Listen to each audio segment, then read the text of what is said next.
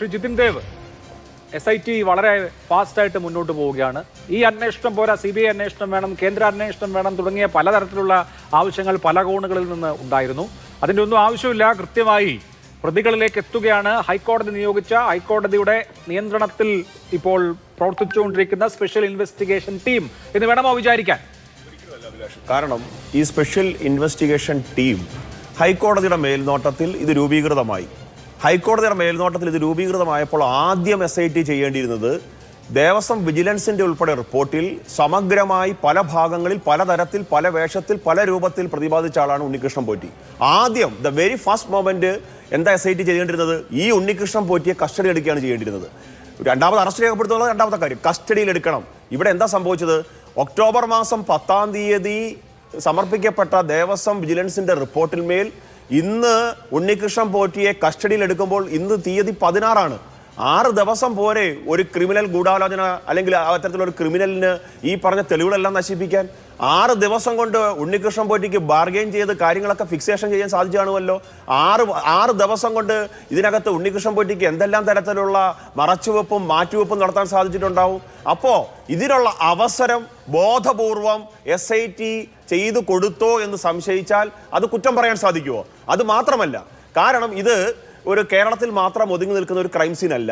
ഇതിനകത്ത് കർണാടകയുണ്ട്, ഇതിനകത്ത് തെലുങ്കാനയുണ്ട്, ഇതിനകത്ത് ചെന്നൈ ഉണ്ട്. അപ്പം മറ്റ് സംസ്ഥാനങ്ങളിൽ ഉൾപ്പെടെ നീണ്ടു കിടക്കുന്ന ഈ ക്രൈം സീൻ കേരളത്തിലെ ഒരു പോലീസ് സംവിധാനത്തിന് ഈ പറഞ്ഞ സംസ്ഥാനങ്ങളിൽ നിന്നെല്ലാം നടത്തി അന്വേഷണം നടത്തി വളരെ വേഗത്തിൽ ഇത് പൂർത്തീകരിക്കാൻ സാധിക്കുമെന്ന കാര്യത്തിൽ BJP സംശയങ്ങളിൽ ഞങ്ങളെ തെറ്റു പറയാൻ സാധിക്കുമോ?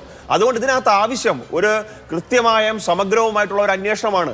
അത് ചെയ്യാൻ ഇന്ന് സാധിക്കുന്ന കേന്ദ്ര ഏജൻസികളാണ്. അതുകൊണ്ടാണ് BJPയുടെ സംസ്ഥാന അധ്യക്ഷൻ ശ്രീ രാജീവ് ചന്ദ്രശേഖർ ഗവർണറെ കണ്ടിട്ട് ഇത് കേന്ദ്ര ഏജൻസികൾ അന്വേഷിക്കണം എന്ന തരത്തിലേക്ക് ആവശ്യപ്പെട്ടത്. ഇത് മാത്രമല്ല, ഇപ്പൊ ഇവിടെ ശ്രീ M ജയചന്ദ്രൻ അദ്ദേഹം വീണ്ടും ഇതിന് ന്യായീകരണം നടത്താനാണ് ശ്രമിക്കുന്നത്. അഡ്മിനിസ്ട്രേറ്റീവ് ലാപ്സ് എന്ന് പറഞ്ഞ് നമുക്കിതിനെ ചിന്തിക്കാൻ സാധിക്കുമോ? ഇത് ഒരു അഡ്മിനിസ്ട്രേറ്റീവ് ലെവൽ ക്രിമിനൽ കോൺസ്പിറൻസിയാണ്. ഇതെല്ലാവരും അറിഞ്ഞുകൊണ്ട് നടത്തിയ ഒരു തട്ടിപ്പാണ്. അതിനുള്ള തെളിവുകൾ പറഞ്ഞത് കേന്ദ്ര ഏജൻസികളോ ED ആരും അല്ലല്ലോ. ഈ തെളിവുകൾ ഓരോന്നും പുറത്തേക്ക് വിട്ടത് ഈ സ്റ്റേറ്റിലെ തന്നെ പോലീസ് സംവിധാനമായ വിജിലൻസ് അല്ലേ. അവർ പറഞ്ഞില്ലേ, ശബരിമല തന്ത്രി ചെമ്പുപാളികളിൽ സ്വർണം പൊതിഞ്ഞത് എന്നത് മുരാരി ബാബുവിന്റെ റിപ്പോർട്ട് വന്നപ്പോൾ ചെമ്പുപാളികൾ എന്ന് മാത്രമാക്കി തീർത്തു. അത് മാത്രമാണോ? ദേവസ്വം ബോർഡ് 3/7/2019 കൂടിയ ദേവസ്വം ബോർഡിന്റെ മിനിറ്റ്സിൽ 77-ാം നമ്പർ അജണ്ട പ്രകാരം എഴുതി വെച്ചിരിക്കുന്നത് എന്താണ്? ചെമ്പുപാളികൾ എന്നാണ്. അപ്പം സ്വർണം പൊതിഞ്ഞ പാളികളെ ചെമ്പുപാളികളാക്കിയതിൽ നിന്ന് ഈ ദേവസ്വം ബോർഡിനും അതിന്റെ ഉദ്യോഗസ്ഥന്മാർക്കും അതിന്റെ ദേവസ്വം ബോർഡ് പ്രസിഡന്റിനും കമ്മീഷണർക്കും അംഗങ്ങൾക്കും ഒഴിഞ്ഞു മാറാൻ സാധിക്കും? അഭിലാഷ്, ഒഴിഞ്ഞു മാറാൻ സാധിക്കില്ല. മുരാരി ബാബുവിന്റെ തട്ടിപ്പ് കണ്ടുപിടിച്ചണക്കെ ഒരു വേഷത്തിലാണോ? ശബരിമല മാത്രമാണോ? ഏറ്റുമാനൂർ തട്ടിപ്പ് കണ്ടുപിടിച്ചണക്കെയും വീണ്ടും സ്ഥാനക്കയറ്റം നൽകുകയാണ്. ഡെപ്യൂട്ടി കമ്മീഷണറാണ് മുരാരി ബാബു. ഇന്ന് സർവീസിൽ നിന്ന് പുറത്തു നിൽക്കുന്ന ആളല്ല.